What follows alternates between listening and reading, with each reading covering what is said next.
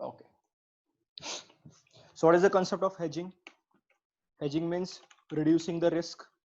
Hedging means reducing any kind of risk. Okay, any kind of risk will be called as hedging. We are not completely avoiding the risk, okay, but we are reducing it. The risk will not be completely terminated, okay, but it will be reduced to a great extent.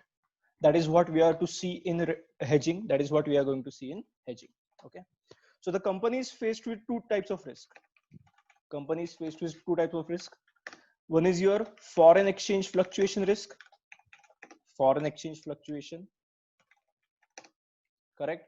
And second will be your interest rate fluctuation. Second will be your interest rate fluctuation. So these are the two risks we are going to deal with. So first one, foreign exchange fluctuation. Okay. Now in your ACCA F9 level, okay, hedging has become very important because ACCA will generally ask you one question, okay, one big question on your current scenario. They will probably ask questions on current scenarios. Okay, right now the current scenario in UK is Brexit, correct? Because Britain has exited from the euro. So previously what used to happen, so for example England and France, they wanted to enter into a transaction. Okay, there was a common currency, euro was the common currency. Okay, invoice was made in euros. Is it not audible? Is it? Am I not audible?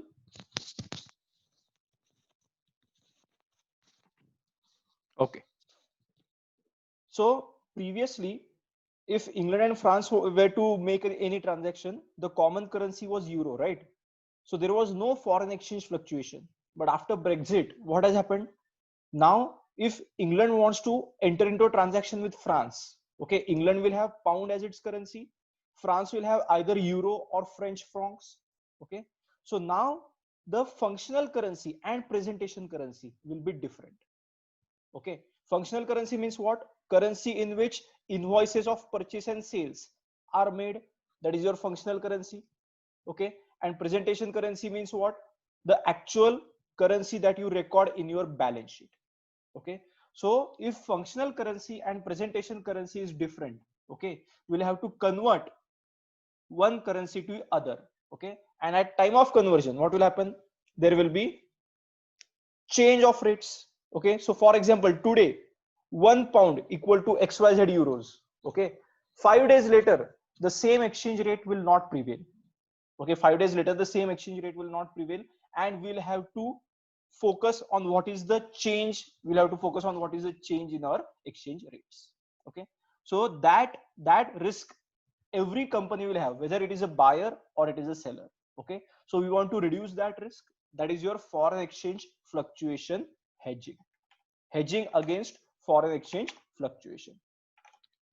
Okay, and what about interest rate fluctuation? That is concerned when you are depositing or borrowing money from the bank. Okay, so for example before COVID, okay, before COVID, if you have taken a loan from the bank, the interest rates were different. And now after all this corona things settle down, RBI will probably come up with new interest rates. Okay, so there is a lot of fluctuation between interest rate. There will be a lot of fluctuation between the interest rates, and company will have to come up with additional money. Okay, or we'll have to forego our interest on deposits. That we don't know what is going to happen. We don't know. Okay, but the companies who have already entered into a transaction of hedging for interest rate, they will not need to worry because they have already hedged. They have already reduced their risk of interest rate fluctuation. Okay, so these are the two things we are going to focus: foreign exchange fluctuation and interest rate fluctuation. Okay, so today we'll start with foreign exchange. Today we are going to start with foreign exchange fluctuation.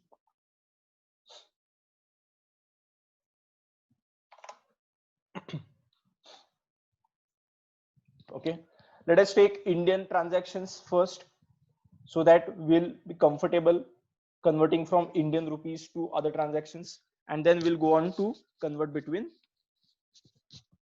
other currencies. Okay, so example, So agreement date, let us say today is the agreement date, 15th June. 15th June is the agreement date. Okay. And a transaction has been entered. Transaction has been entered for 3 months. Transaction has been entered for 3 months. For 3 months. To sell a product, to sell a product, sorry, to sell a product. Okay. Today's rate will be called as spot rate. Okay. The rate as of today. Okay. Or the rate of the current day of transaction will be called as a spot rate. So today's rate is 1 USD. 1 USD is equal to, let us say, 78 rupees. It will be somewhere around 78 rupees. Okay. But 3 months down the line, 3 months from now, what is the what will be 1 USD rate? It can be 79 rupees, correct? It can be 82 rupees. It can be 84 rupees. It can be 73 rupees. Okay. What will be the rate 3 months down the line? That no one knows. Okay. I am going to sell the goods as of today. Okay. I am going to sell the goods as of today. Okay. But I am going to receive the money. I am going to receive US dollars later somewhere in the time. So later in 3 months, I am going to receive the money. So I don't know after 3 months what is going to be that rate. Okay. I am expecting it to remain at 78. Let us say I'm expecting it to remain at 78. Okay. But 3 months after, 3 months later, the rate has gone down to 73. So I was supposed to receive 78 rupees per dollar. I was supposed to receive 78 rupees per dollar. But now I'll receive how much? I'll only receive 73 rupees per dollar. So I am having a loss of what? I am having a 5 rupees loss per dollar. Okay. Just because of what? Just because of your foreign exchange fluctuation. Foreign exchange fluctuation. Okay. So I don't want this loss. Okay. Similarly, you can have profit as well. You can also have profits. If the rate had gone to, let us say, 83 rupees per dollar, then you are expecting 78, but you will get it at 83. Again, 5 rupees per USD will be what? Will be your profit. Okay. But the companies don't want to earn profit or loss from foreign exchange fluctuation. They want to earn profit or loss only from their transaction. They want to earn profit or loss only from purchase or sale. Okay. So they want that 3 months down the line, that is in the future, the rate should be somewhere around 78. Okay. So what they can do, they can reduce the foreign exchange loss or profit. Okay. Always remember, when you are thinking from a financial management point of view, you always want that your profit or loss will be from the transactions, that is from purchase or sale, and not from the foreign exchange fluctuation. Okay. If there is foreign exchange profit or loss, what to do with that we are not going to see. That is the part of accounting. Okay. We'll record it in what? We'll record it in your OCI, other comprehensive income, profit or loss from foreign exchange fluctuation. Okay. But we are not going to deal with that right now. Okay. We are going to deal how to minimize the risk of loss or profit. Okay. That is the concept of hedging. Okay. So there are many ways how you can hedge for the transactions. Okay. So hedging techniques, there are many ways you can hedge for the losses. Okay. One is your forward contract. Second is your money market hedge. Third is your futures contract. Okay. Then is your options contract. Then comes currency swaps or swaps, whatever you want to call it. Currency swaps. Okay. So these are my basic methods. These are my basic methods of hedging. Okay. Apart from that, hedging can also be done with the help of leading and lagging. And it also can be done with the help of netting and matching. Okay. So if you ask what are the hedging techniques, the hedging techniques will be these 5: forward, money market, futures, options, and currency swaps. These are hedging techniques. Okay, these two are not actual techniques. Okay, they are more of book adjustments. They are more of book adjustments. Okay, but they will also help in hedging. Okay, so these book adjustment can also help in hedging.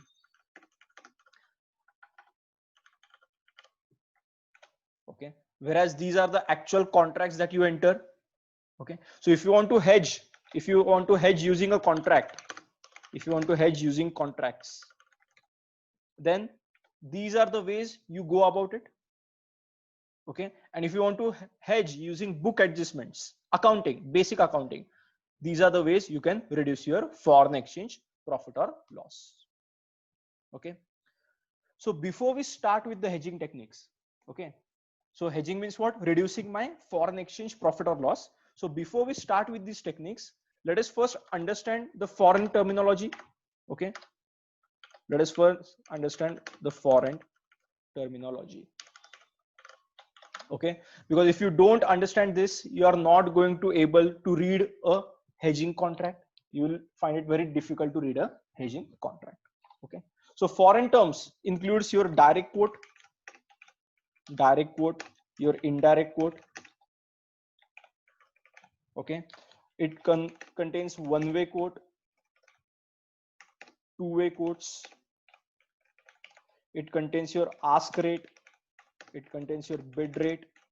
Okay, so there are many terms. We can use to read a hedging contract. Okay, now whenever we are considering about hedging, we are always going to think. Okay, we are always thinking from the point of view of company. Okay, that is how I am going to teach it. Okay, that is how many institutes expect it, may it be ACCA, may it be ICAI. Okay, so we are going to think from the point of view of company. Okay, you can also read a hedging contract thinking from the point of view of bank. Okay, so those who have already learned it from the point of view of bank, okay, what I'll teach will be exactly other way around, because I am not thinking from the point of view of bank, I'm thinking from the point of view of company. So don't get confused. Okay, because it is generally on the basis of from whose point of view you're thinking, or whose point of view you're reading a foreign exchange contract. If you read it from bank's perspective, entire thing will change, and if you are reading from company's perspective, my terms of contracts will change. Okay, so in our hedging, we are going to learn how to think about a hedging contract from point of view of a company. Okay, because in future also you will be probably working for companies, correct? So you will be thinking from company's point of view.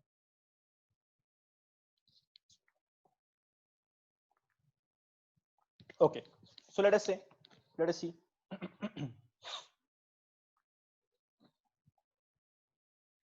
us take a simple example.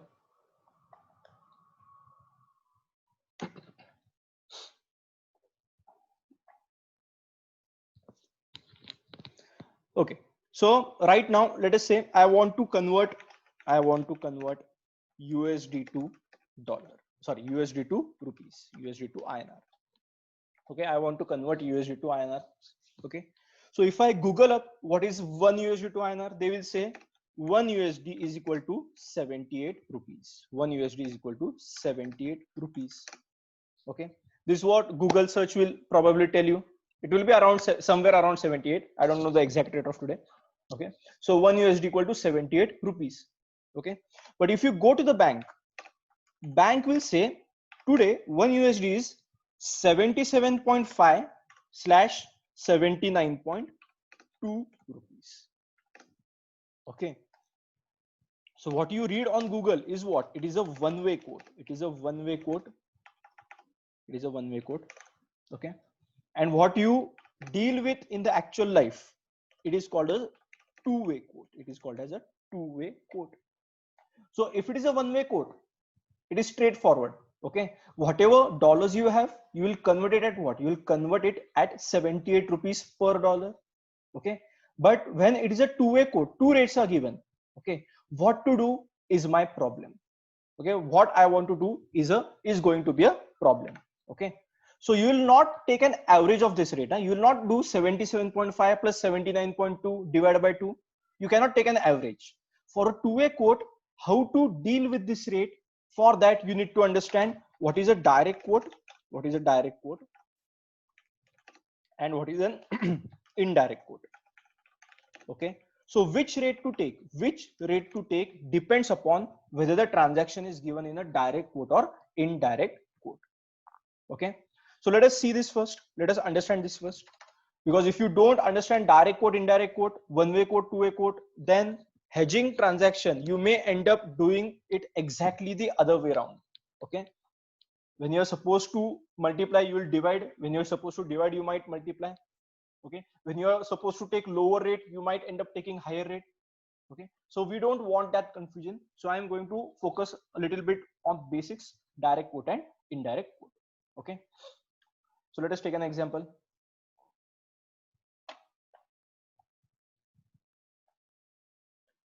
So first we'll start with direct quote. First we'll start with the direct quote. Okay, when foreign currency is given in 1 unit and home currency is given in equivalent units, it is a direct quote. Again, we are thinking from company's point of view, guys. We are thinking from company's point of view. We are not thinking from the bank's point of view. Okay, so when foreign currency is given in 1 unit and home currency is given in equivalent units, it is going to be a direct quote. It is going to be a direct quote. Okay, let us take an example. Okay, so let me see who I can see on the screen. I can see Khandeshwar on the screen. Okay, so let us say Khandu's company wants to purchase, or let us say Khandu wants to purchase. Let us take a personal example. Khandu wants to purchase $1,000 from the bank. Okay, and he's an Indian resident. So Khandu, an Indian citizen, wants to purchase $1,000 from the bank. Okay, bank has given the rate as $1 is equal to 75/78 rupees. Okay, bank has given the foreign exchange rate as $1 equal to 75/78 rupees. Let us see what will happen. Okay, and let us see why this is a direct quote.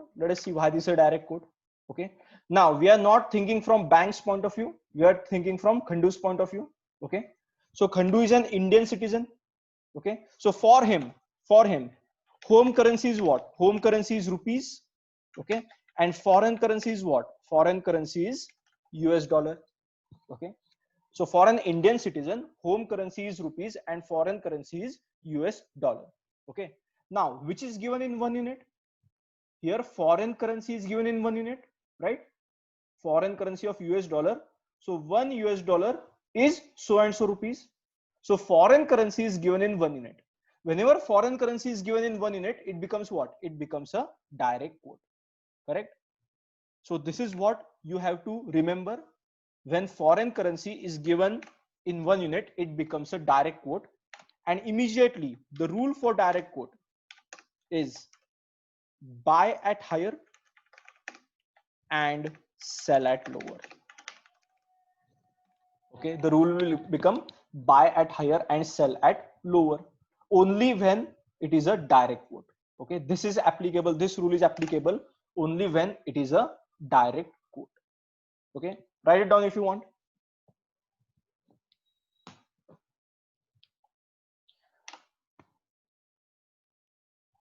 And many of you might be attending this as a revision. Okay, but I'm still teaching right from the scratch, because many of you must have forgotten also,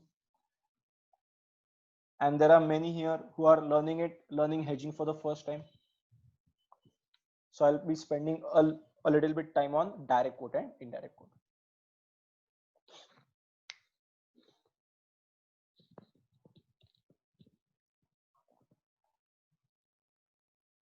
Okay. So now buy at higher and sell at lower. So what we are thinking, how we are thinking this, what company will do with the foreign currency? What company will do with the foreign currency? That is what we are thinking, right? We are thinking from company's point of view. We are thinking from company's point of view. Okay. And we are not concerned with home currency, because home currency anyways we are comfortable. So we are always thinking what company is going to do with foreign currency. Okay. Don't think from bank's point of view. If you think from bank point of view, this will become inverse. If you are thinking from bank's point of view, bank will buy it at lower and sell it at higher. So there should be no confusion about this. Okay. We are thinking from company's point of view. We are thinking from Khandu's point of view. Okay. So let us see. At 10 a.m. Khandu goes to the bank, and says, I want to buy 1,000 US dollar. Bank rate is, so that particular bank rate, the bank rate might also change by points. Okay, so that particular bank rate is 75/78. Okay, so now what is Khandu doing with the dollars? What is Khandu is supposed to do with the dollars? He is supposed to buy the dollars. Okay, since Khandu is buying the dollars, okay, he will buy at a higher rate. Because we have already established that this is a direct quote, right? We have already established that this is a direct quote because Khandu is an Indian citizen. So foreign currency is in unit. So what is the rule? The rule was buy at higher and sell at lower. So Khandu will be buying at higher rate. Okay. So how much Khandu will pay to the bank? Khandu will pay to the bank $1,000 into 78, because 78 is the higher rate. $1,000 into 78. So Khandu will pay 78,000 rupees to the bank to purchase the dollars. Okay, because we are buying at a higher rate. Okay, the rule was in case of a direct quote. Okay, that is when foreign currency is in 1 unit, we will buy at a higher rate and we will sell at a lower rate, because there are two rates. If there was only single rate, there is no concept of direct quote, indirect quote. Okay, we don't need to worry about it. Okay, but since it was a two-way quote, we are confused which rate to take. Okay, so only for direct quote we'll buy at higher, and if you are selling it to the bank, we'll sell at lower. Okay, so that is why we have taken 78 over here. Okay, now pay attention. At, let us say, 10:05 a.m. Khandu changes his mind.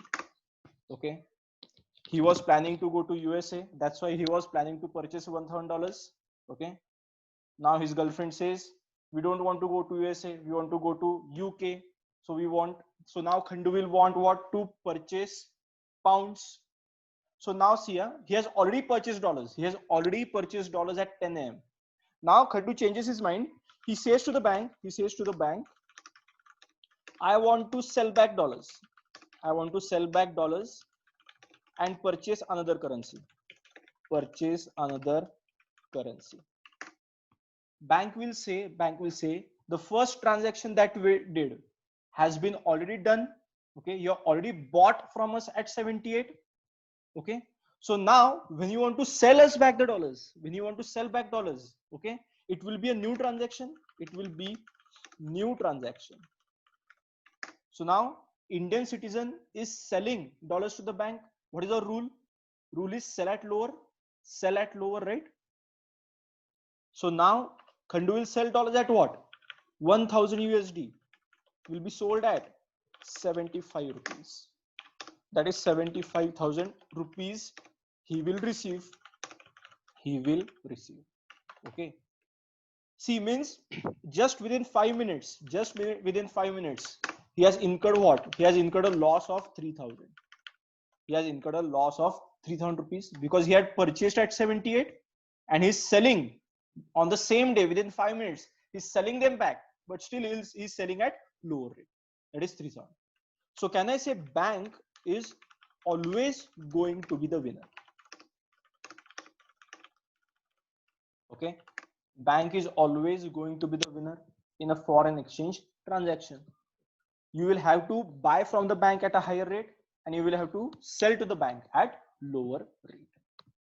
Okay, but this is only for direct quota, guys. This is only for direct quota. Okay, so to summarize, I can say in case of direct quote, what happens? Foreign currency is in 1 unit. Okay, and the rule is buy at higher and sell at lower. So in case of a direct quote, what is a direct quote? First of all, what is a direct quote? Direct quote is when foreign currency is in 1 unit. That is a direct quote. And if it is a direct quote and we have two rates, what is the rule that we apply? That as a company, what we are going to do with foreign currency? We'll buy foreign currency at higher rate and we'll sell foreign currency as a lower rate. Okay, so as a company, I'll write that as well. As a company, buy at higher and sell at lower. That's it. If you remember this, it will be enough for a direct quote. If you remember this, it will be enough. Okay, any doubts still here?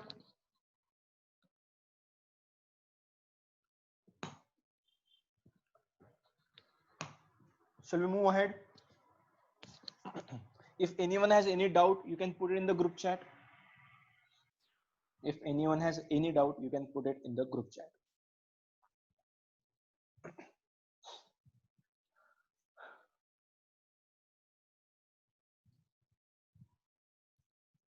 Okay.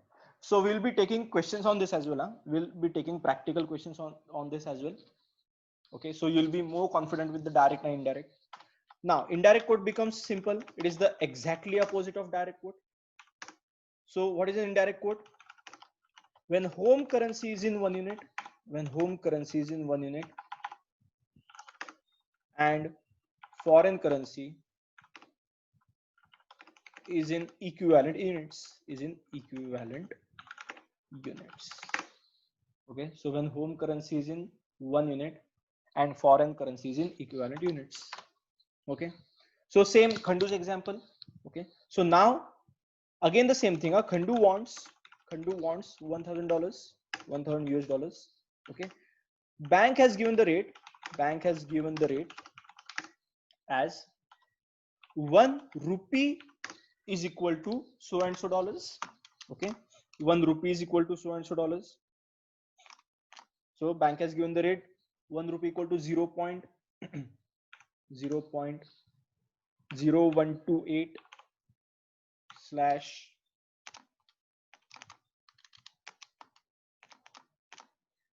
0.0133 US dollars. Is the same exchange rate. I'm taking 75 and 78. Okay, so what I have done 1 divided by 75 and 1 divided by 78. But obviously lower rate is written first. Okay, and higher rate is written later on. Okay, so direct quote the rate was what? Rate was 75/78. Okay, same rates I have used to convert and take it in indirect quote. Okay, but 1 divided by 75 comes out to 0.0133 and 1 divided by 78 comes out to 0.0128. Okay, so the way anyone writes a two-way quote is they will write the lower rate first, and they'll write the higher rate later on. Okay, that is known as your bid rate and ask rate. Okay, so instead of giving the quotes as $1 equal to so and so rupees, now the bank has given 1 rupee equal to so and so dollar. it will depend upon the bank. So for example, if Khandu goes to an Indian bank, Indian bank will always give what? Indian bank will always give direct quote that 1 USD equal to so and so rupees. Okay, but if Khandu goes to a bank which is based in America, okay, which has its head office in America, the American bank will always give him what? 1 rupee equal to so and so dollar. So it is just depending upon the bank. The actual rate is still going to be same. Okay, actual rate is still going to be same. Okay, so I have rounded off. I have rounded off right now. I have not taken the exact amount. Okay, so there will be still be a difference. The answer will not exactly be 3,000 rupees. Okay, because I have rounded these off. Okay, so let us see what happens now. So the rule is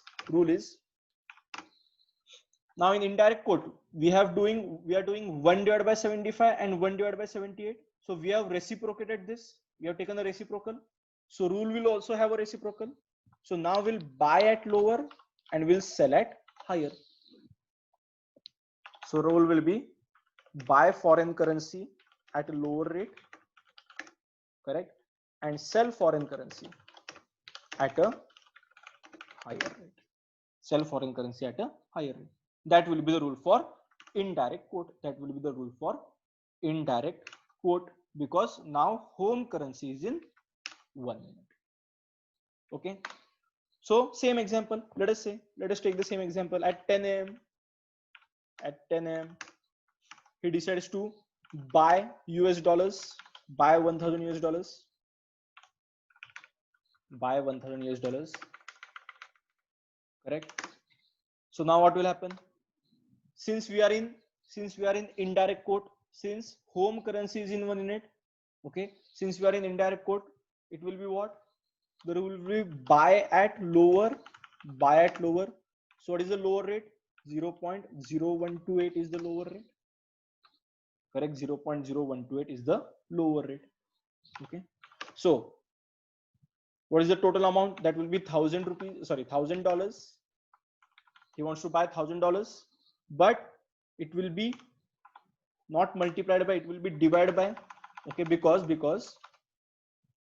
the rate is 1 rupee is equal to 0.0128 dollars. Okay, so how many rupees for $1,000? Correct. So if we cross multiply, it will be what? 1,000 into 1 divided by 0.0128. So don't multiply now. Don't multiply now. So this will be 1,000 divided by 0.0128. So if Khandu wants to buy $1,000, how much he is going to pay? 1,000 divided by 0.0128. So he'll end up paying 78,125. So he'll end up paying 78,125 rupees. Correct.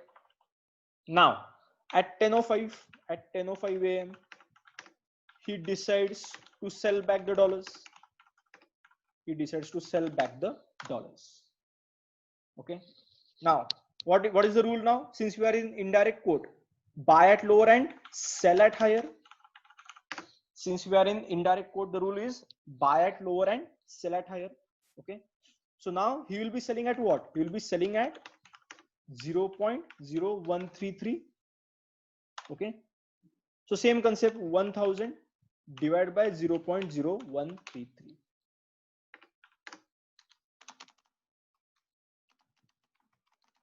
So that comes out to 75,187 rupees.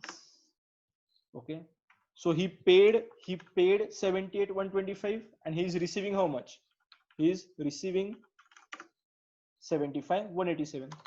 So again, Khandu is having lost 78,000 minus 75,187.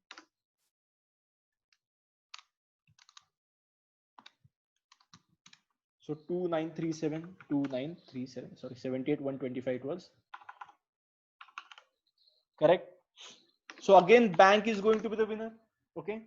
So it does not matter whether you use direct quote or indirect quote. It will not matter. Bank is always going to be the winner. Okay. So it does not matter if you use direct quote or indirect.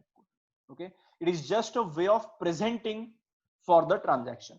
Okay, so to summarize, indirect quote is what? When home currency is in 1 unit, when home currency is in 1 unit, it becomes an indirect quote. And what is the rule that you use? You use the rule buy at lower, correct, and sell at higher. Use the quote, you use the rule, sorry, buy at lower and sell at higher. Okay, so this is the only thing we need to know. Okay, in our entire foreign exchange terminology, this is what we needed to know. Okay, what is a direct quote? When foreign currency is in 1 unit, it becomes a direct quote, and as a company you will buy at higher and you will sell at lower. In case of indirect quote, what is the indirect quote? When home currency is in 1 unit, again as a company you are always going to think from company's point of view. As a company you will buy at lower and sell at higher. Okay, so from the beginning, this is the only thing you need to know.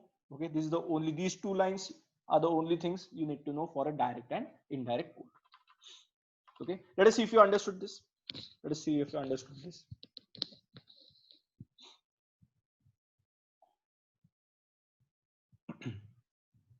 Let us take an example.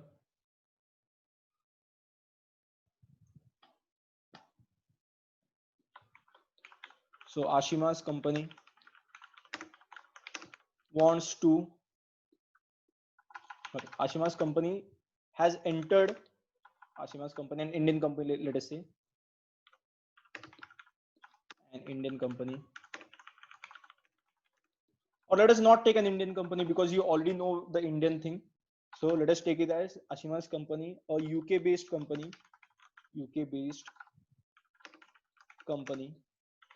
has entered into a transaction to import goods from Shilpi's company,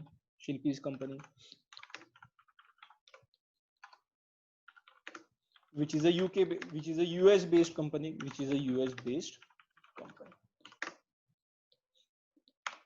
Okay, the exchange rate is given as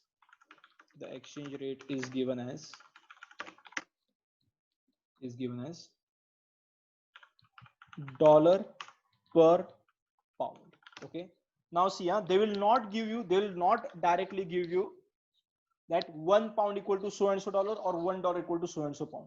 They will always give you like this: dollar per pound is equal to so and so. Okay, so how do you read this? Dollar per pound means what? It is dollar per pound, right? That is per pound, dollar equal to so and so. So that is 1 pound is equal to so and so XYZ dollars. Okay, so this does not mean $1 equal to XYZ pounds.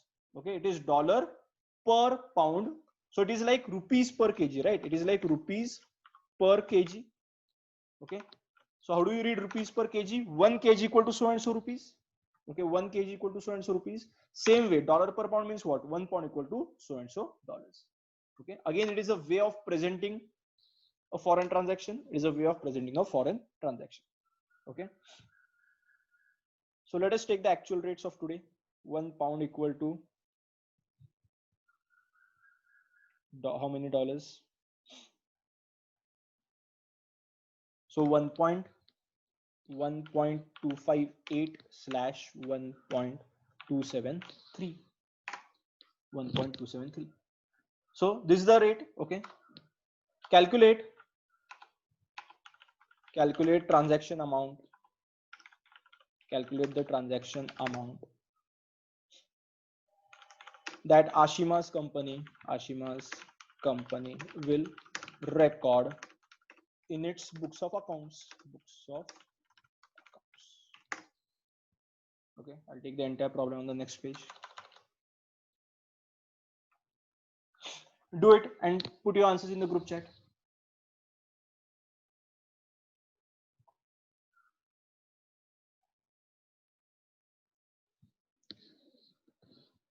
So we have to think from Ashima's company's point of view.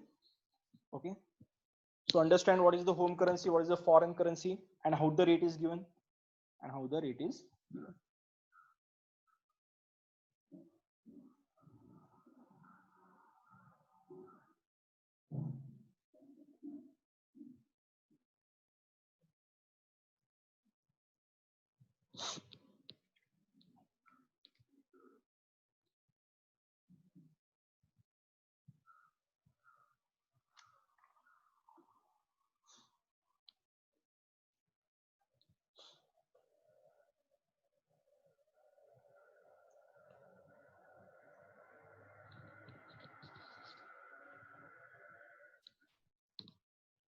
Have I not given the pounds? Is it import goods from Shilpi's company worth 15,000 US dollars. 15,000 US dollars. Okay. Now you can give me the exact amount. Now you can give me the exact amount.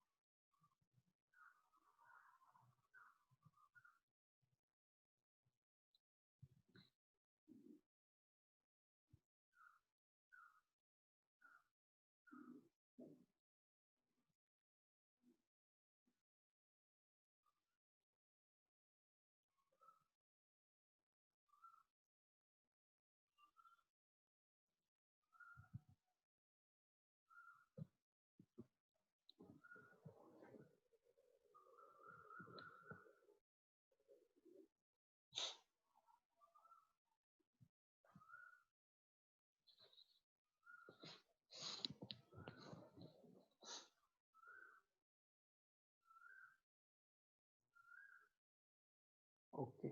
19,095 pounds. Okay, we'll check the answer.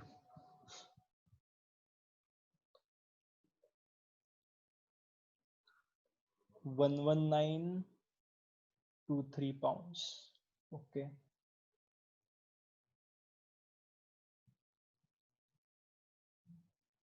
11924 pounds. Okay.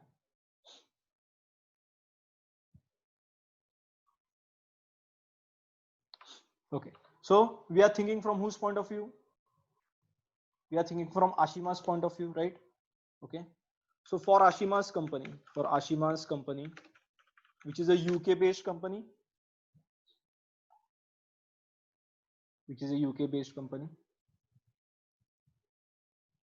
So for Ashima's company, foreign currency is US dollar, correct? And home currency is pounds. Okay. And rate is given as what? Dollar per pound. That means 1 pound is equal to these many dollars. 1 pound is equal to these many dollars. Okay. So for a UK based company, home currency, pound is the home currency is in 1 unit. Okay. If home currency is in 1 unit, this becomes what? This becomes an indirect quote. Okay. And immediately the rule applied will be what? Rule will be buy at lower and sell at higher. The rule will be buy at lower and sell at higher. Okay. Now, what is Ashima going to do with the dollars? Is she going to buy or is she going to sell? Okay. So Ashima has entered into transaction to import goods. She's going to import goods. Correct. If she's importing the goods, import goods means what? Means we are going to purchase goods. Okay. So you'll have to pay dollars. But we are a UK based company. If you want to pay dollars, we'll have to buy dollars. The dollars. Okay. So at what rate we'll buy? That rule we already know.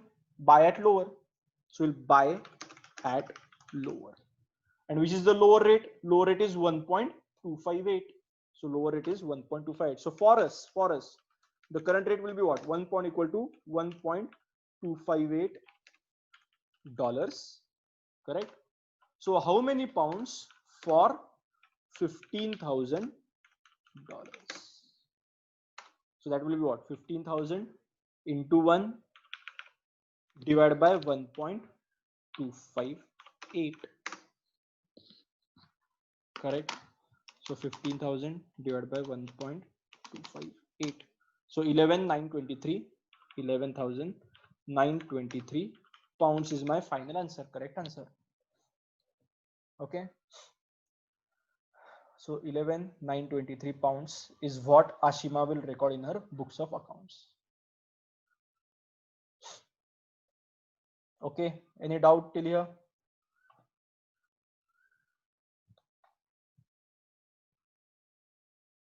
Anyone has any doubt? You can put it in the group chat.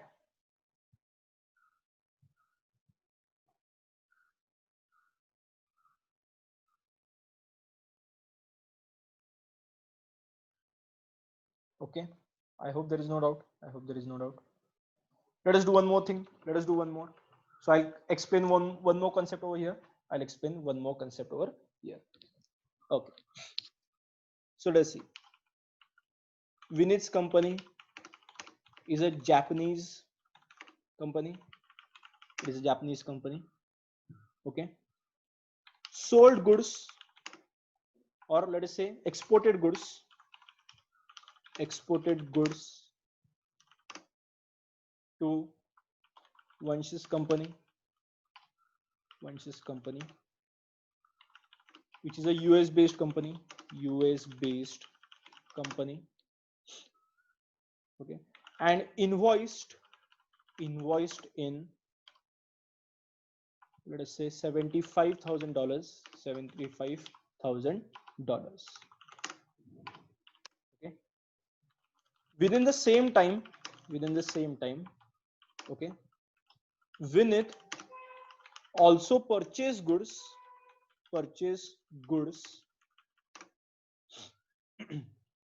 also purchase goods from Rohan's company, which is Chinese company. Oh, let us not deal with China. Okay, we are not dealing with China. So which is, let us say, French company, which is a French company. Rohan's company is a French company. Okay, and invoiced in $37,000.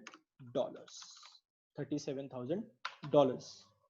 Okay, the exchange rates are,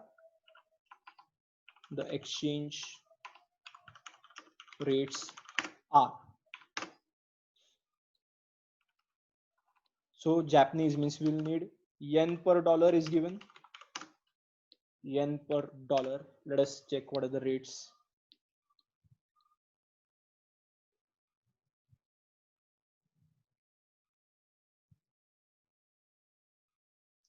So yen per dollar means what? $1 equal to so and so yen. So that is 107.5 slash 110.7. Okay, that is the exchange rate they are given. Yen per dollar is given. They are also given yen per euros, because French company, so we'll need euro also. So 1 euro equal to 120.5 slash 125.2. Okay, and let us also have dollar per euro. Okay, so euro per dollar is given as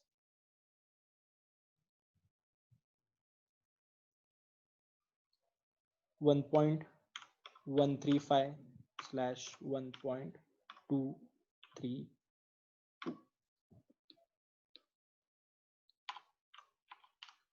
Okay,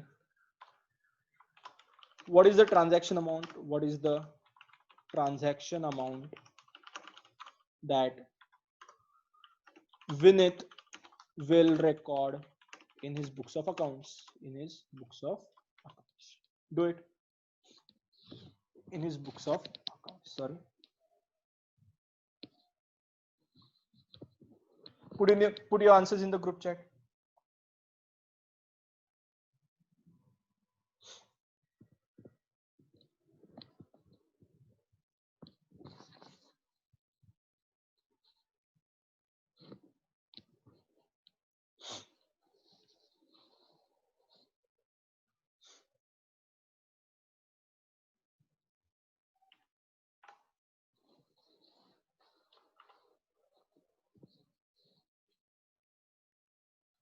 So Vinny's company is Japanese company. Okay, Vinny's company is Japanese company. So my answer should be, final answer should be in yen. Huh? My final answer should be in yen.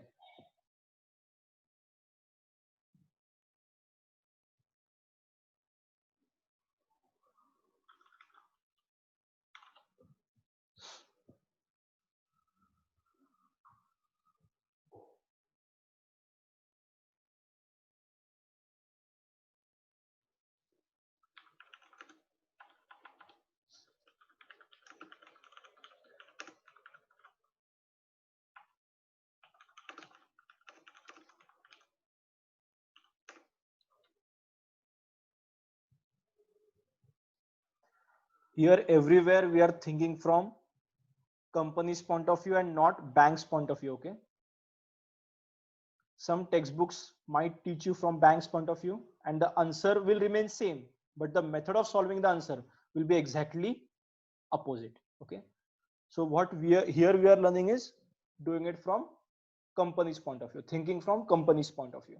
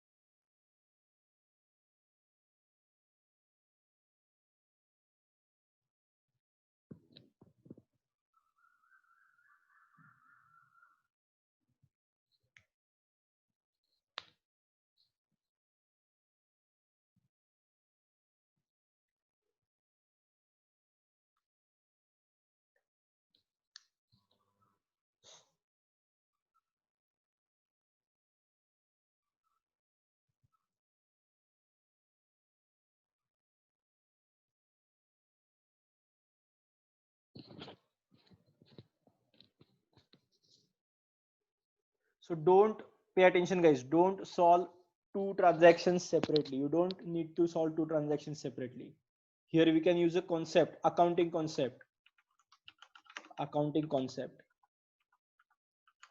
of netting, accounting concept of netting. Okay, so see, here see, when two elements match, okay, that is when the time frame is same, and invoice currency is same,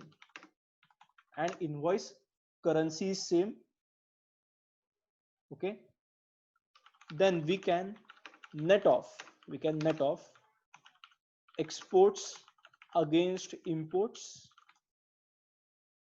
correct? Or we can say you can net off sales against purchases, okay? Or I can also say I can net off receivables against payables. It's the same thing, okay? Against receivables against payables. So income against expenses, you can net off income against expenses, but for that two things need to be same. First is your time frame needs to be same,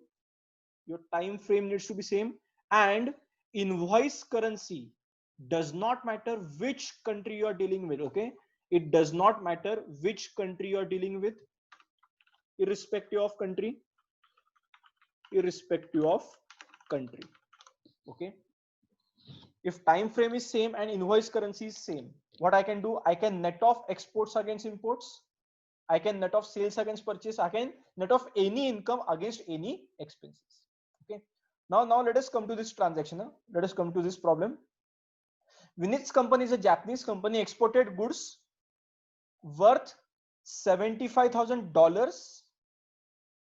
So invoice currency is dollars. Okay, and French company, it has purchased from French company again $37,000. It is also in dollars. So can I say invoice currency is same? I can say invoice currency is same, and also they have written within the same time, So when time period is same and invoice currency is same, what I can do, I can net off 75 against 37, and I can just do the transaction for the remaining amount. Okay, so before you start the problem, okay, since time frame and invoice currency, what is the invoice currency? That is dollars, is same. Okay, company can net off exports against imports. Company can net off the exports against imports. Correct. So what were the exports? The total exports were what? $75,000. $75,000 receivable.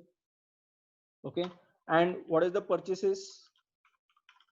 Purchases were $37,000. $37,000.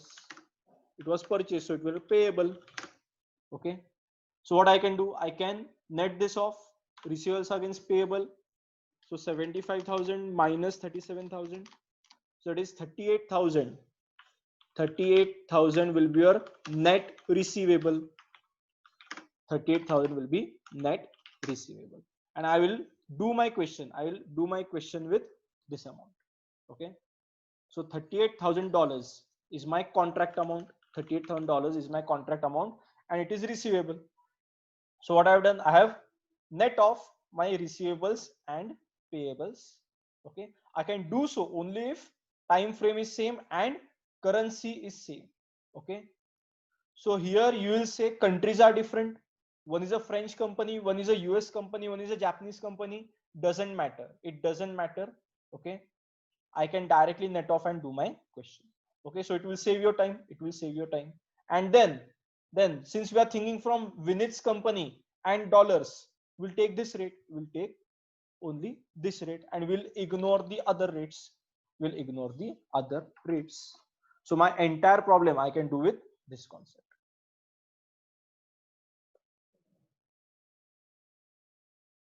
Okay, but you'll have to explain this first. You'll have to explain this first. But pay attention, guys. If this was Vinith's company exported goods 4 months back and purchased goods 3 months back, okay, then you cannot net off. Okay, because 3 months down the line, the rate of the foreign currency rate will be different. 4 months down the line, foreign currency rate will be different. Okay. So now our problem becomes easy. $38,000 net receivable. Okay. And it is given as what? Yen per dollar. Yen per dollar means what? $1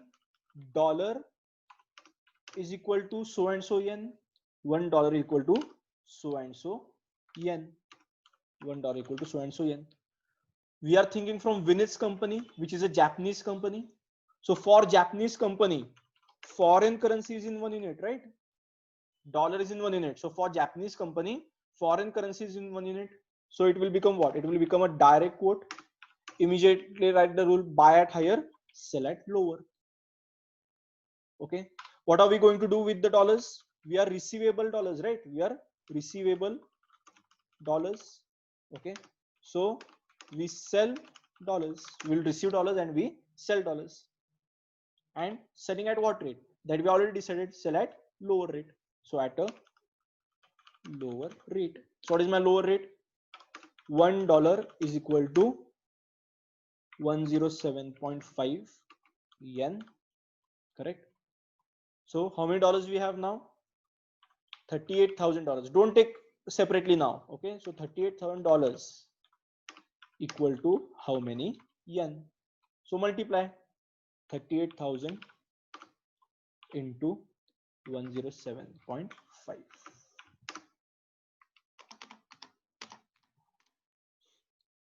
Okay, 4,085,000. 4,085,000 yen.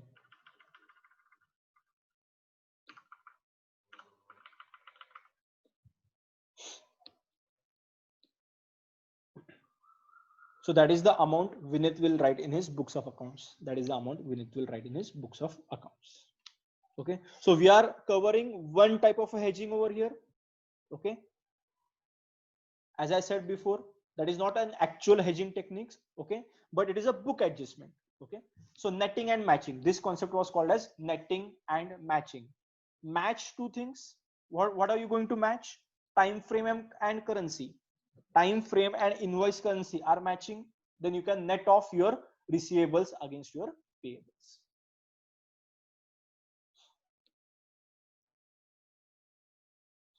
See if you understood this.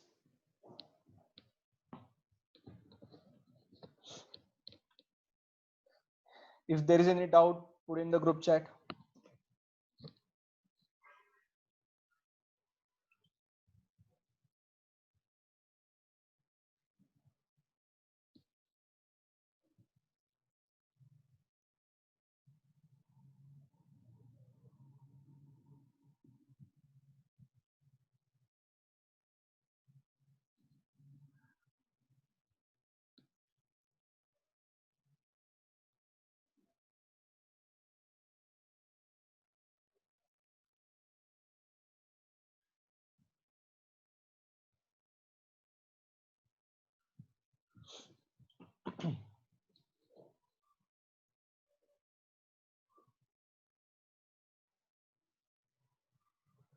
Okay, so doubt is why did we take direct quote? Vinith is Japanese company, correct? Vinith's company is a Japanese company, right? So for Vinith, home currency is yen. For Vinith, home currency is yen, and foreign currency is dollar. Okay, what is given in 1 unit? What is given in 1 unit? Dollar is given in 1 unit. So foreign currency is in 1 unit. So whenever foreign currency is in 1 unit, what happens? It becomes a direct quote. Okay, so that is the logic we are going to use. Okay, we don't care that which we don't care that which currency we want to record. Okay, we only want to know, only want to know what will be the transaction amount in my home company. What will be the transaction amount in my home company? So Vinith's company was a Japanese company, so I wanted my final answer in yen. Correct? So we applied that logic of direct quote and indirect quote. Okay, what is a direct quote? When foreign currency is in 1 unit. Okay, so for Vinith, yen becomes my home currency. Yen becomes the home currency. Okay, and dollar becomes the foreign currency. For my Japanese company, yen becomes the home currency and dollar becomes the foreign currency. Okay, so now what is happening? Foreign currency is in 1 unit. If foreign currency is in 1 unit, it becomes a direct quote, and therefore we apply the logic. Company will buy at higher and sell at lower. So as a company will buy at higher and sell at lower. We are receivable dollars. So we'll receive dollars. So we'll take those dollars. We'll go to the bank. We are a Japanese company, right? If you are a Japanese company, we'll take the dollars, go to the bank, sell dollars so that we get yen. So here we are selling dollars. Okay. And what is the logic? Sell at lower rate. So you are selling at lower rate. Okay. See if this is clear.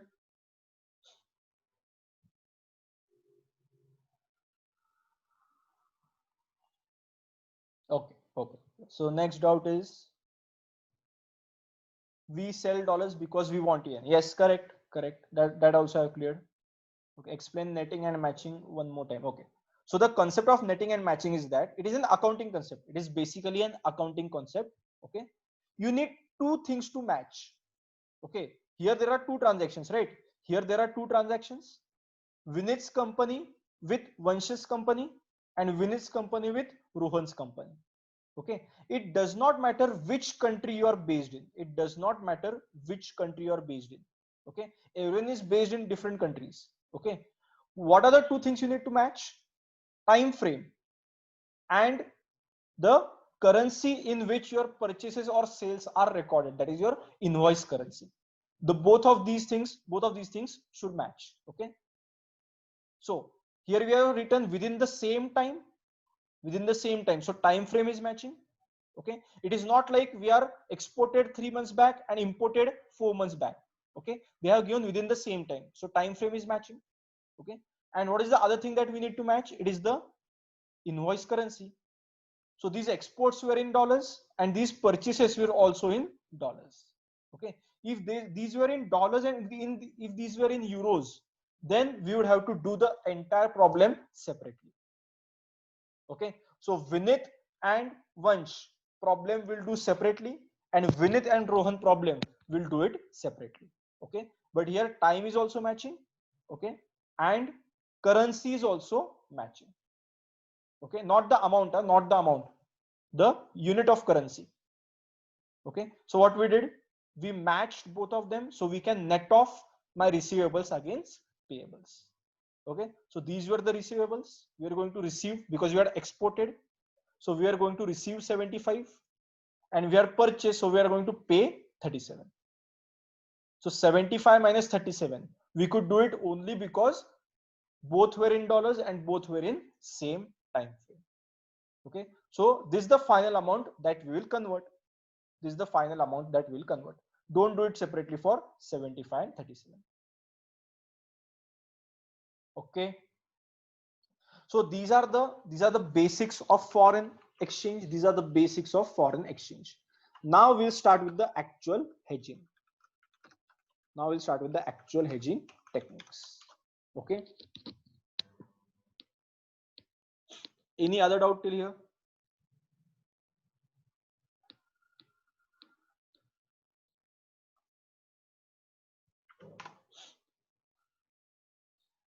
I am recording this session and I am also going to share the Word file with you guys, so you can go through it later on. Okay. So now let us understand the hedging techniques. Forward contract, future contract, options contract, and then money market. I'll write it separately. Money market, I'll write it separately, and also currency swap. Currency swaps. Okay. So we had 5 hedging techniques, right? So I've broken apart these 5 techniques like forward, future, options, and currency swaps, and then money market separately.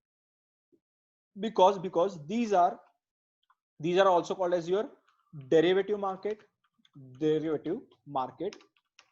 which will use a pre-decided rate between parties. Okay. So always remember, a derivative market will always use a pre-decided rate. Okay. And it will not use the spot rate. Okay. Or we can see it later on when to use spot rate and when not to use spot rate. Just remember that in derivative market we will be using a pre-decided rate. Okay. So it is like a contract. It is a contract, not like a contract. It is a contract. It is a contract between the parties, between the buyer and the seller. Okay. It is a contract between buyer and seller. So in our question, between Vinith and Vansh, between Vinith and Rohan, the contract will be between buyer and seller and not between the bank, not with the bank. Okay. Not with the bank. Okay. Whereas money market, okay, money market, as the name suggests, it is a money market. It is not a derivative market. Okay. It is a money market. So money market means what? It will not use a pre-decided rate, and conversion will only be done at spot rate. Okay. So it will not use a pre-decided rate and conversion will be only done at spot rate. But you will say, if we are doing at spot rate, there is a risk. Yes. Okay. And this risk will be reduced using money market. Money market means what? Money market means using by doing borrowing or depositing your money. Depositing money with different banks. Okay, so for example, I'm an Indian company. I'm an Indian company having a transaction with a US company. Okay, then what I'll do, I'll see whether to borrow or deposit in USA and whether to borrow or deposit in India. Okay, so I'll enter into a transaction with US bank and I'll enter into a transaction with Indian bank, and that is how I will reduce my foreign exchange rate.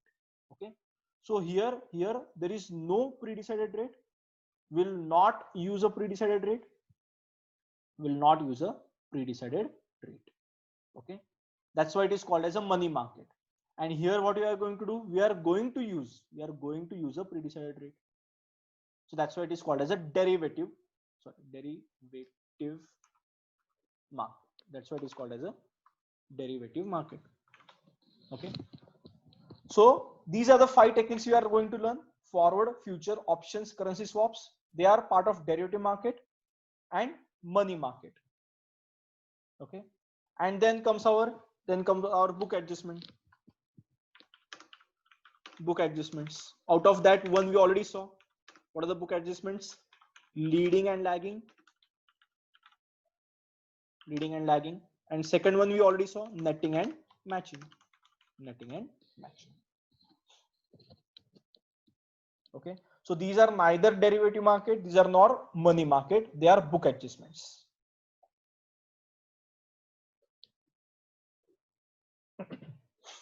And they are not even your hedging techniques. They are not even hedging techniques. They are just book adjustments, not hedging techniques.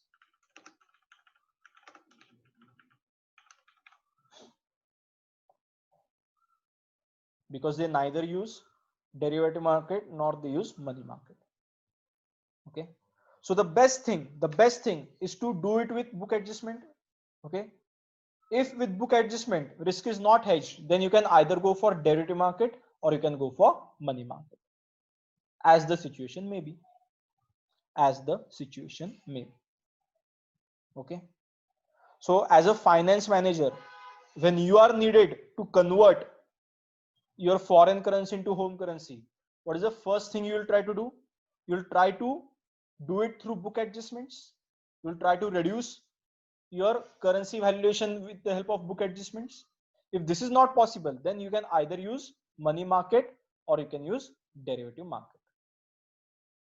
Okay, let us see them. So first we are doing derivative markets.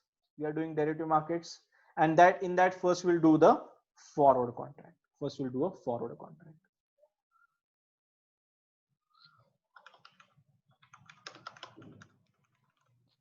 Okay, very simple. Forward contract is pretty easy.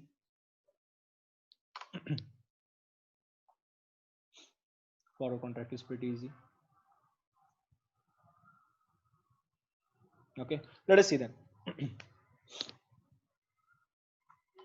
So I can see Shreya and Aishwarya on the screen. So Shreya and Aishwarya want to enter into a transaction. So Shreya, let us take Shreya as Indian company, and let us take Aishwarya as Japanese company. Okay. Want to enter into a transaction. So Shreya's company will import goods on, let us say, 15th June as of today from Aishwarya's company. They will import goods on 15 June from Aishwarya's company, which is payable after 1 month, that is on 15th July, which is payable after 1 month on 15th July. Okay, now both of them are concerned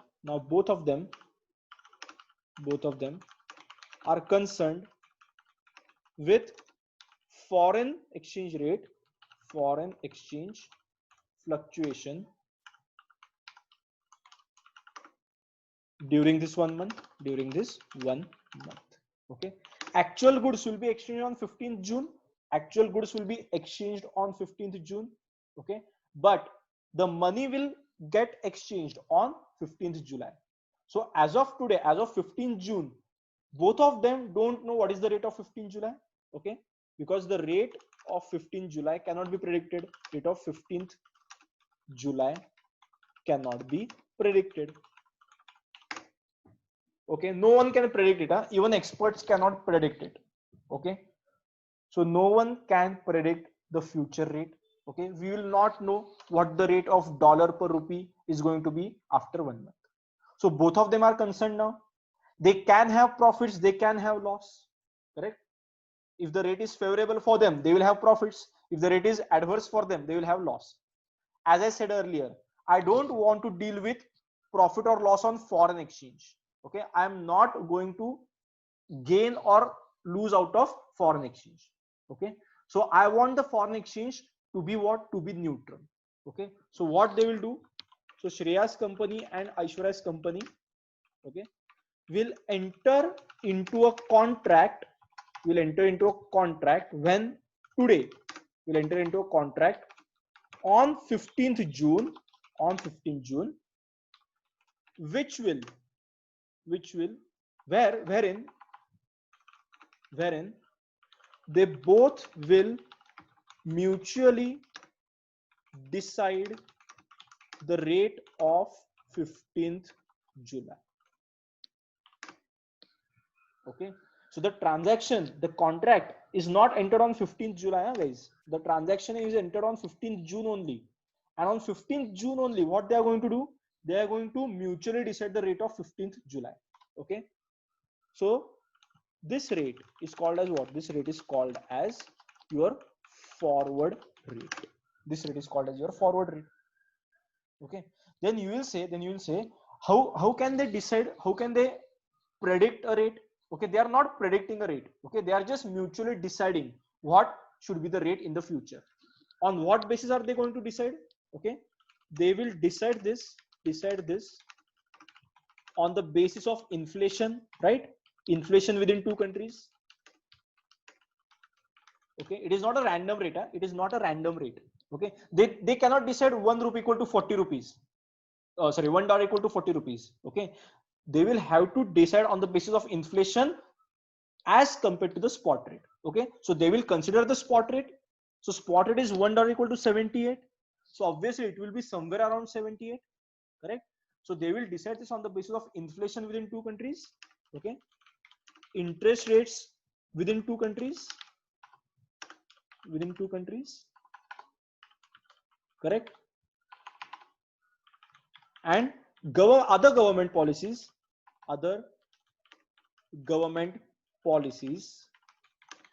between of these two countries.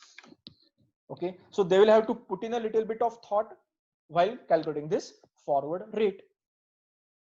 Okay, so that will be spot rate, and then adjust premium. You'll get what? You'll get the forward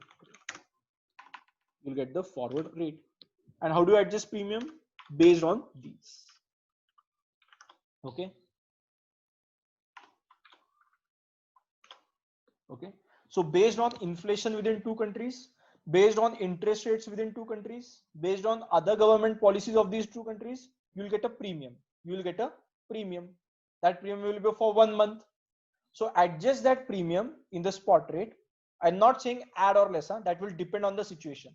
Okay, adjust the premium in the spot rate, you'll get what? You'll get the forward rate. Okay, and on settlement date, correct, that is on 15th July.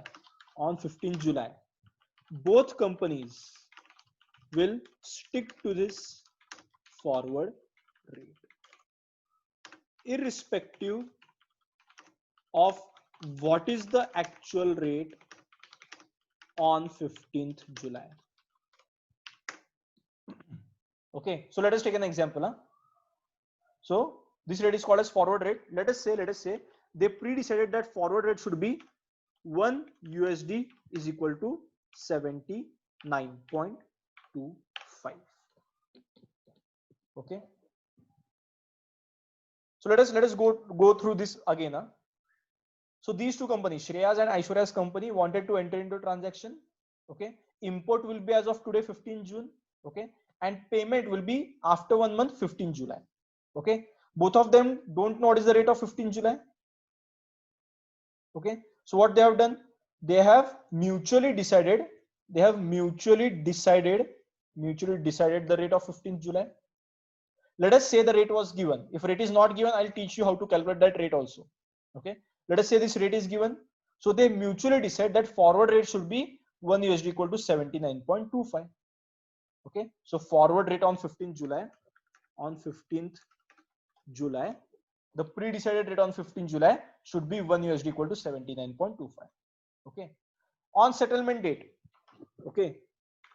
So let us say actual rate on 15th July, is 1 USD is equal to 80.14 rupees. Actual rate on 15th July is 1 USD equal to 80.14 rupees. Doesn't matter because the pre-decided rate was what? Pre-decided rate was 79.25, correct? Okay. So this rate we cannot take 80.14 and we'll have to compulsorily take 79.25. Okay. So the payable will be calculated as per 79.25 and not 80.1, correct? So in forward rate we do not care, we simply do not care what is the actual rate on settlement date. Okay. On agreement date there will be one rate. Okay. That rate we will use to calculate the forward rate. Okay. So I'll write spot rate on agreement date,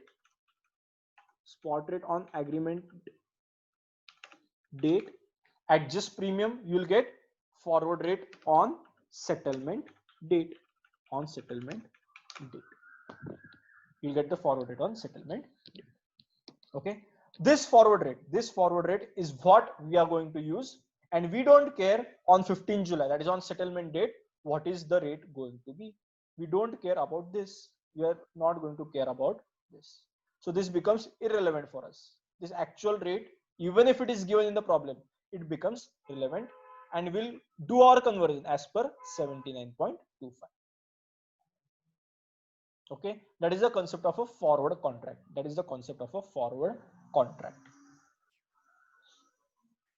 Okay. So now how to calculate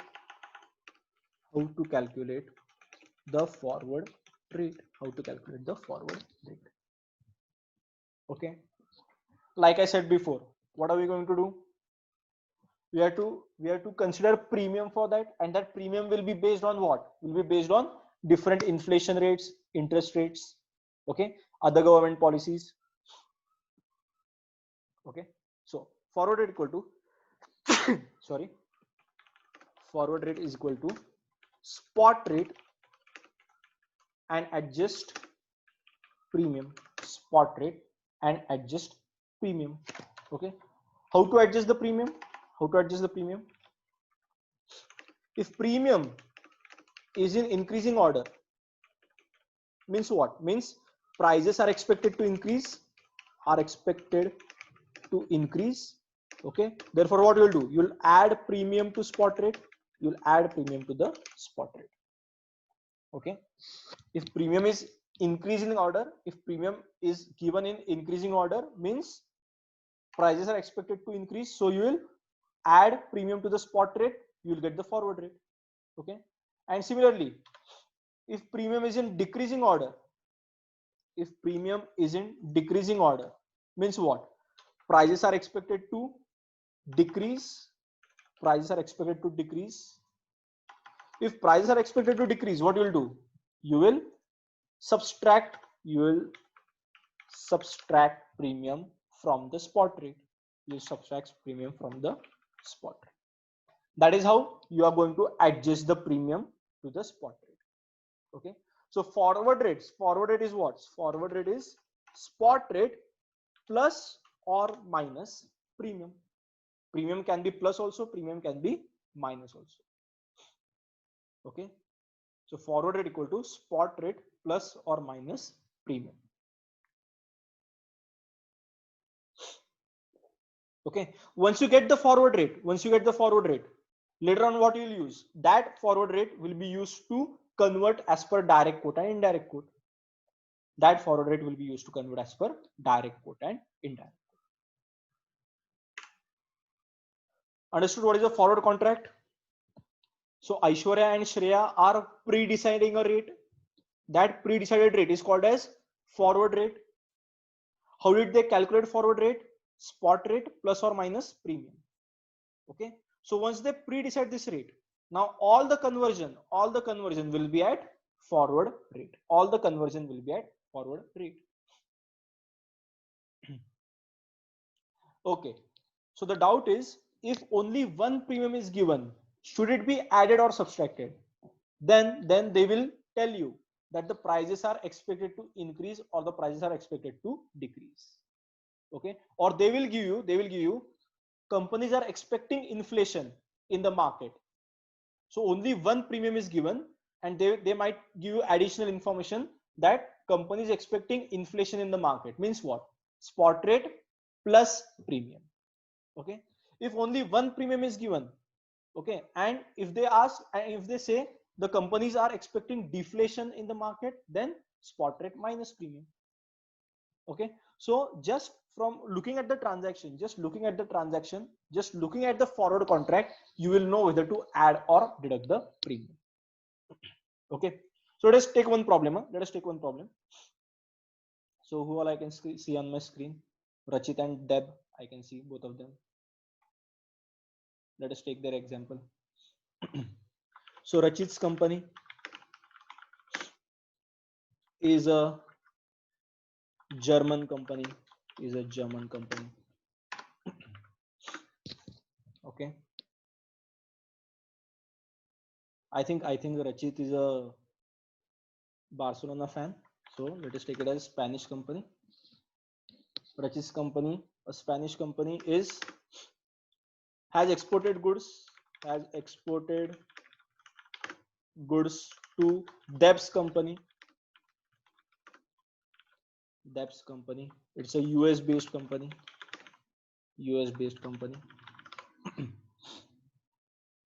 Okay. On 15th June, where the spot rate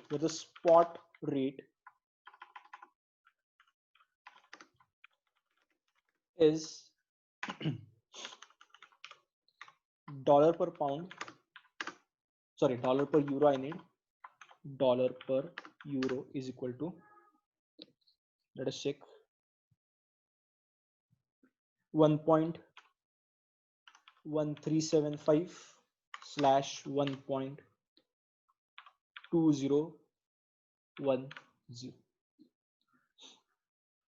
So dollar per euro we have, or 2011 will take. Okay. The premium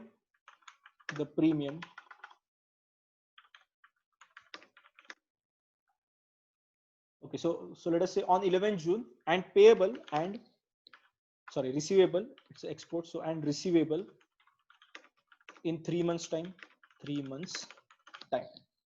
Okay, with the spot rate is so and so, and premium for now, obviously I'll need a 3 months premium, because if I want a 3 months rate, I'll need a 3 months premium. If I want a 5 months rate, I'll need a 5 months premium.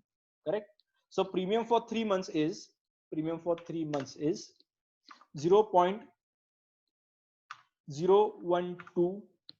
/ 0.01 or 0.023. 0.012, 0.023.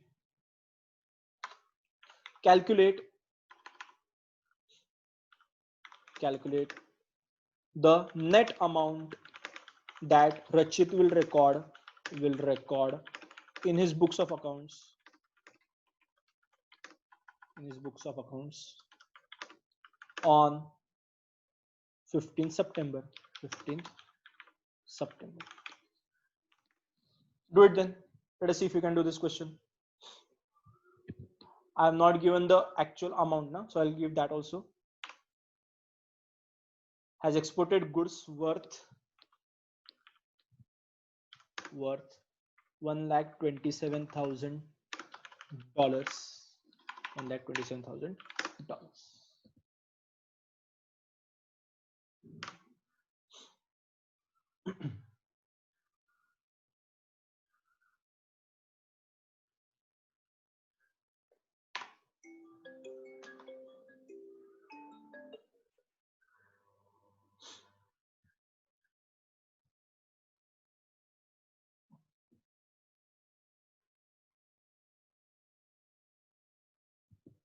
Okay, so doubt is will it be inflation or deflation? Premium is given as what? Premium is given in increasing order, right? The premium is given in increasing order. Premium was 0.012 and now premium is what? 0.023. So if premium is increasing means what? It is inflation scenario.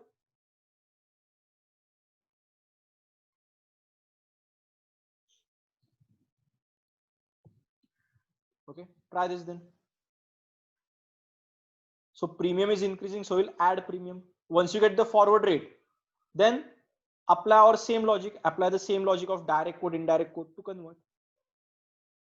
Put your answers in the group chat. Put your answers in the group chat.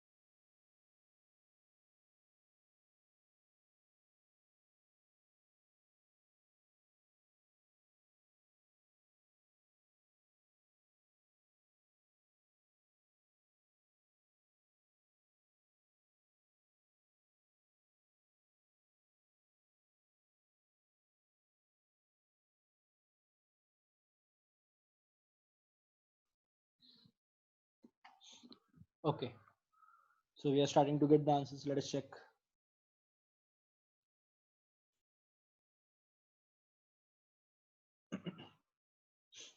So spot rate is what? 1.1375 slash 1.120, sorry, 1.2011, 1.2011. 3 months premium is 0.012 slash 0.023. Premium is increasing. Since premium is increasing, what we'll do, we'll add the premium. Okay, so premium is increasing, so we add the premium. Okay, so that will give me the rate of the rate after 3 months. So that will be called as the forward rate. So I'll get 3 months forward rate. 3 months forward rate will be 1.1375 plus 0.012. So that will be 1.1495 slash 1.2011 plus 0.023. So 1.2241.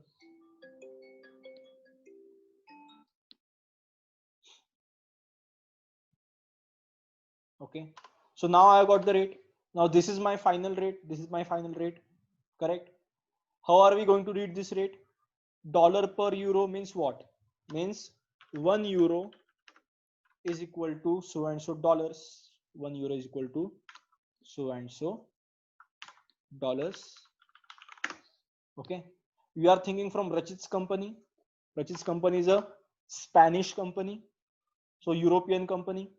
Okay. So for Rachit's company, what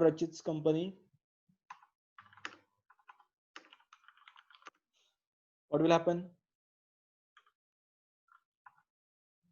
Home currency is in 1 unit because euro is in 1 unit. Home currency will be in 1 unit. Correct. So if home currency is in 1 unit, it becomes an indirect quote. Immediately write the rule: buy at lower, sell at higher. So buy at lower, sell at higher. What is Rachit going to do with the dollars? He has exported goods, so he will receive dollars. Correct. So export, so receive dollars. So we'll sell dollars. We'll sell dollars because I am a European company. I want euros, so I'll sell dollars. At what rate? We already written that sell at higher rate. Sell at higher rate. Okay. So what is my higher rate then? 1 euro is equal to 1.2241 dollars. Correct. So how many euros for what is my transaction amount? $1,27,000. $127,000.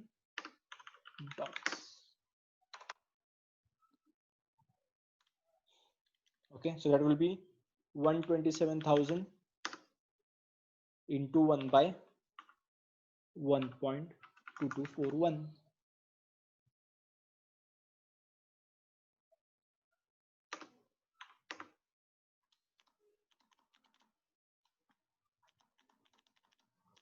So 103,749.6. So I can say 750 euros rounded off to this amount. 103,750 euros. Okay, so once you get the forward rate, later on the direct quote indirect quote logic will remain same.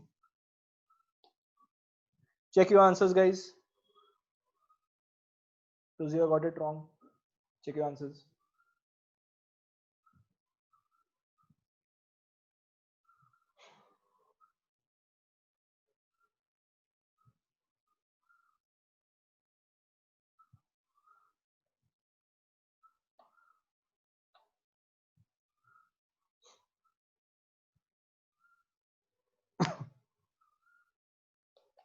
See if there is any doubt.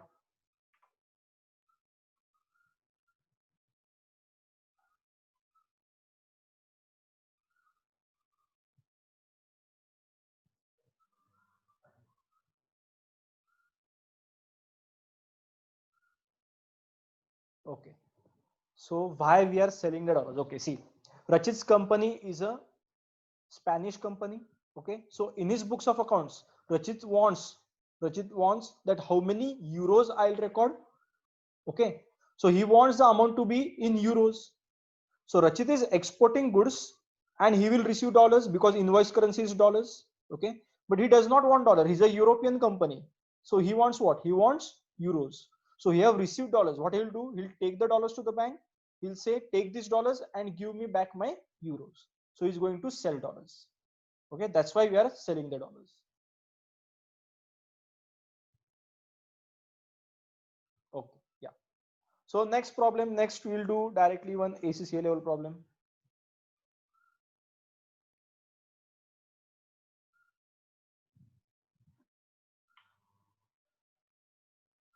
I'm sharing the problem on the group chat only, and I'll open it up also here.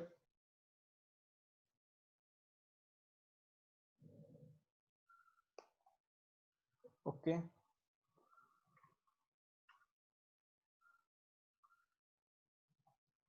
I hope the problem is visible.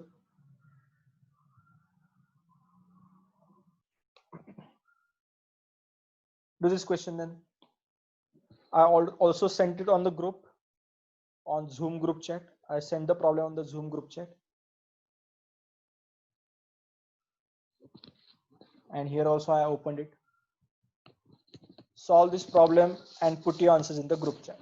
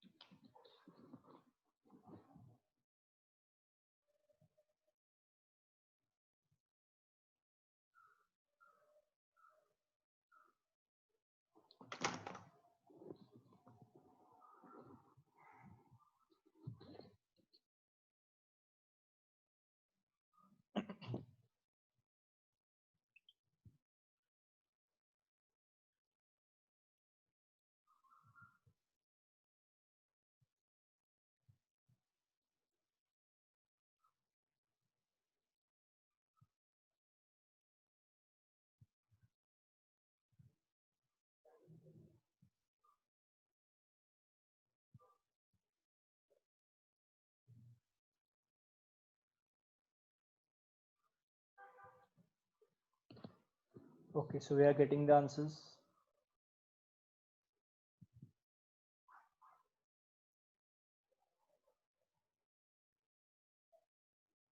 And we are also getting different answers from everyone.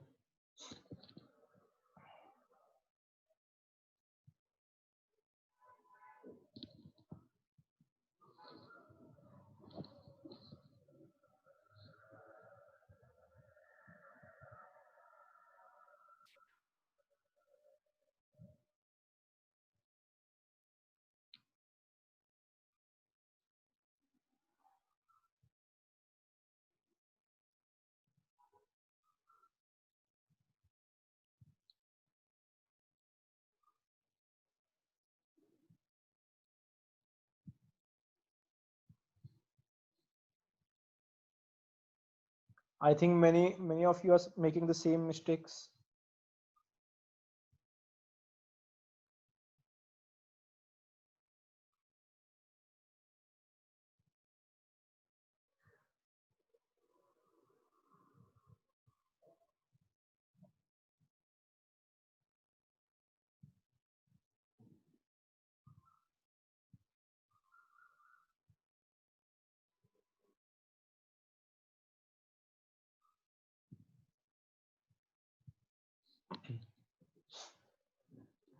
Okay, let us check. Let us check. I'll bring this solution up in Excel. Let's do the solution in Excel.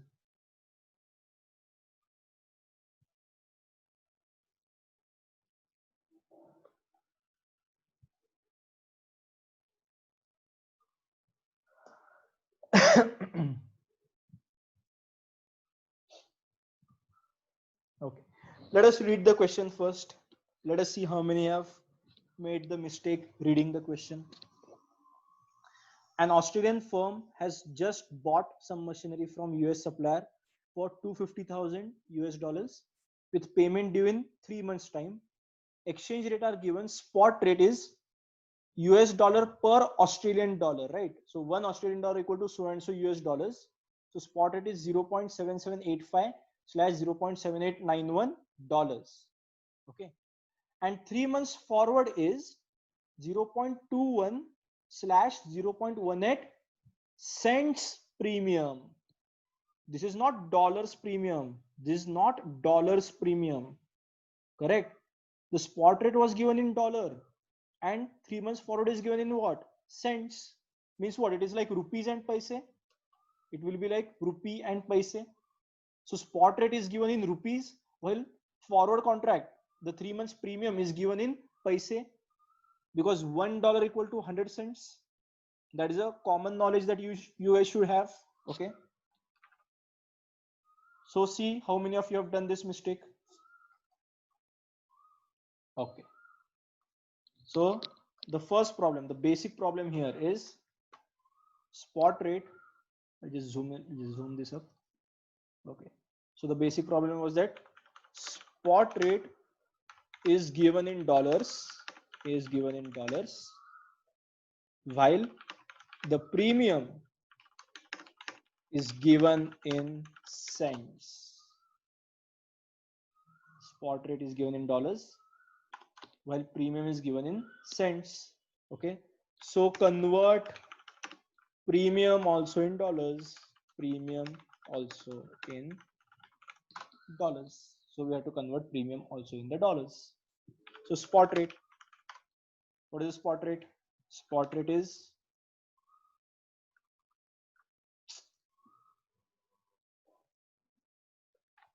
what is the spot rate?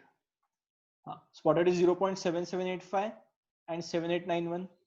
0.7785 and 0.7891. Okay. 3 months premium, and just check that it is a 3 months premium, because for a 3 months rate you'll need 3 months premium. Okay. So we need 3 months and premium is also 3 months. Sometimes they will give that payment will be made in 4 months and premium will be given for 2 months. Okay, that we'll see tomorrow how to do it. Okay, so 0.21. So in dollars it will be what? 0.0021. Correct. And 0.18. So in dollars it will be 0.0018. Okay. See, because if the premium, sorry, if the spot rate is 0.78, obviously the premium will not be 0.21, right? So much change does not happen in any currency. Okay.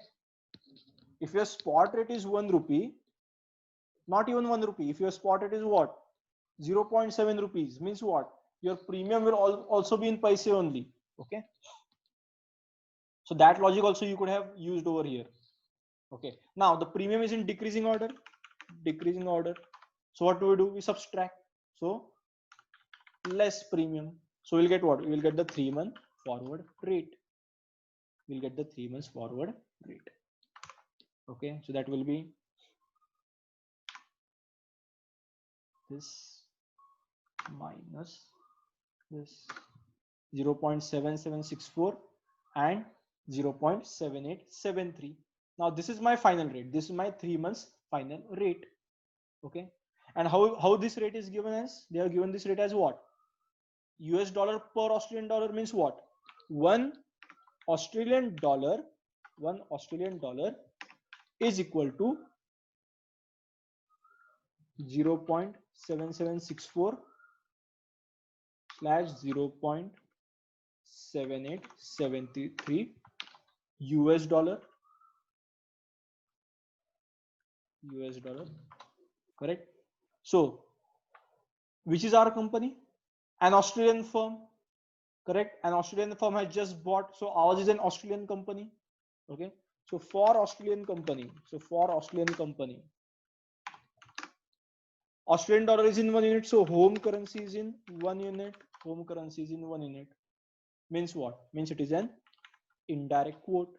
Immediately write the logic. Buy at lower, sell at higher. So it is indirect quote. Logic is buy at lower, sell at higher.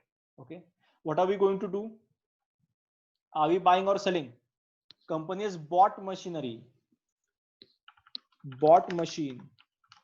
So we'll have to pay in dollars. But as an Australian company, we don't have dollars. So we'll have to buy dollars. Buy dollars at what rate? That we already written above, at lower rate. So for us, 1 Australian dollar is equal to, what is the lower rate? 0.7764 US dollars, correct? So how many Australian dollars for, what is my contract amount? 2,50,000 US dollars. 2,50,000 US dollars. Okay. So that will be what? Cross multiply. 2,50,000 into 1 divided by. So my final answer is 2,50,000 divided by 0.7764. So 321,999 Australian dollars is the final answer. Okay. I think 90% of students have committed this mistake. This one, less premium. Okay. Company का दिवाला निकल जाएगा ऐसा करोगे तो.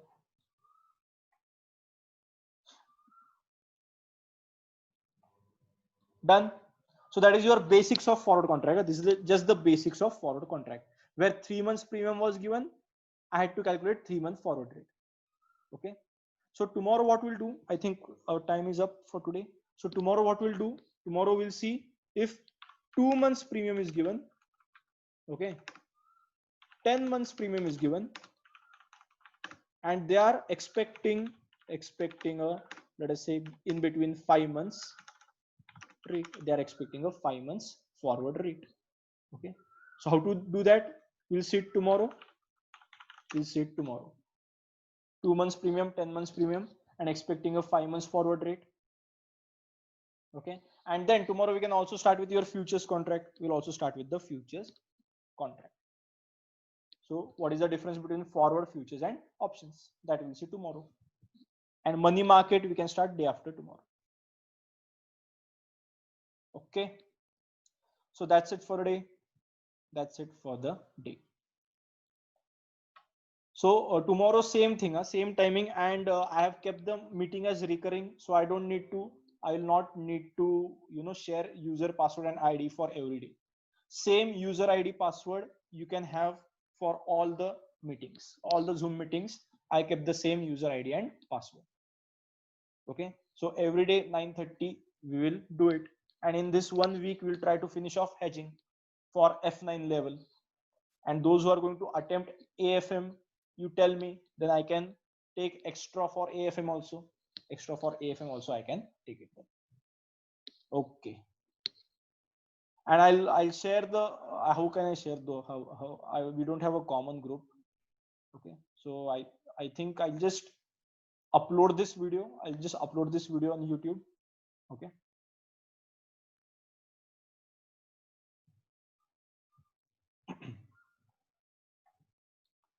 And one more, do one thing. I'll upload. I have already uploaded one video on YouTube about the difference between forwards and futures. Okay, I have already uploaded one video on YouTube about forwards and futures.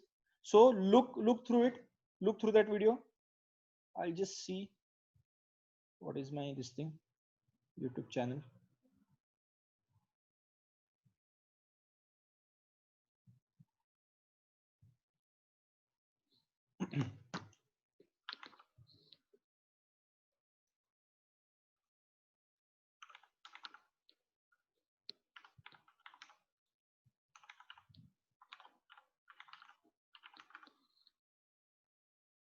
Okay, so this is the channel. So I have uploaded already a video of difference between forward and future.